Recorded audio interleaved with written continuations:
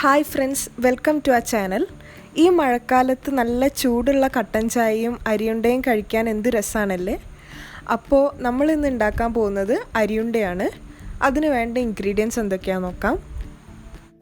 1/2 kilo അരി, 1 തേങ്ങ ചിരവിയത്, 1 table spoon ഏലക്ക പൊടിച്ചത്, 1 ടേബിൾ സ്പൂൺ നെയ്യ്, 250 ഗ്രാം ശർക്കര.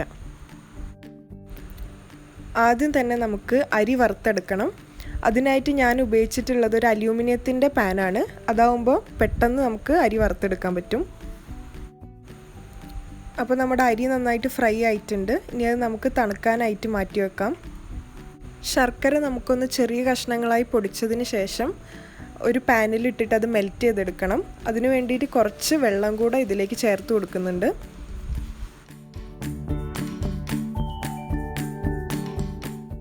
ശർക്കര മെൽറ്റാവുന്ന സമയത്ത് നമുക്ക് നമ്മുടെ വറുത്ത് വെച്ച അരി മിക്സിയിൽ പൊടിച്ചെടുക്കാം.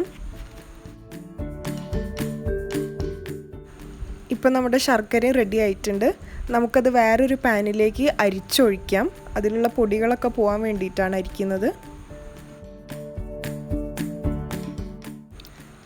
ഇനി ഇതിലേക്ക് നമ്മൾ എടുത്തു വെച്ച തേങ്ങ ഇട്ടിട്ട് നന്നായിട്ട് മിക്സ് ചെയ്തെടുക്കാം.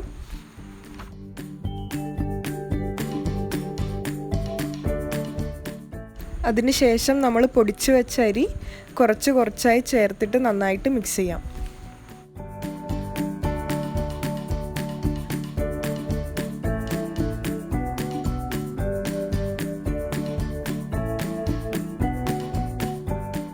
അവസാനമായിട്ട് 1 ടേബിൾ സ്പൂൺ ഏലക്ക പൊടിച്ചതും 1 ടേബിൾ സ്പൂൺ നെയ്യും കൂടെ ചേർത്തിട്ട് നമുക്ക് നന്നായിട്ടൊന്ന് മിക്സ് ചെയ്യാം.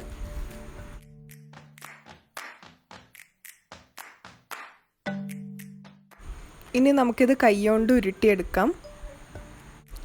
ഇത് നമുക്ക് വേറെ രീതിയിലും ചെയ്യാം. അതായത് അരിപ്പൊടിയും ശർക്കരയും തേങ്ങയും കൂടെ മിക്സിയിലൊന്ന് നന്നായിട്ട് അടിച്ചെടുത്തിട്ട് ഉണ്ടയാക്കിയാലും മതി. അത് എളുപ്പത്തിൽ ചെയ്യാൻ പറ്റുന്നതാണ്.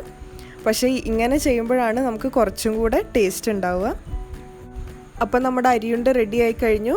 സിമ്പിളായിട്ട് ഉണ്ടാക്കാൻ പറ്റുന്ന ഡിഷാണ്. എല്ലാവരും എന്തായാലും ട്രൈ ചെയ്ത് നോക്കുക. അപ്പോൾ വൈകുന്നേരത്തെ ചായേൻ്റെ കൂടെ കഴിക്കാൻ പറ്റിയ നല്ലൊരു സ്നാക്കാണ് അരിയുണ്ട.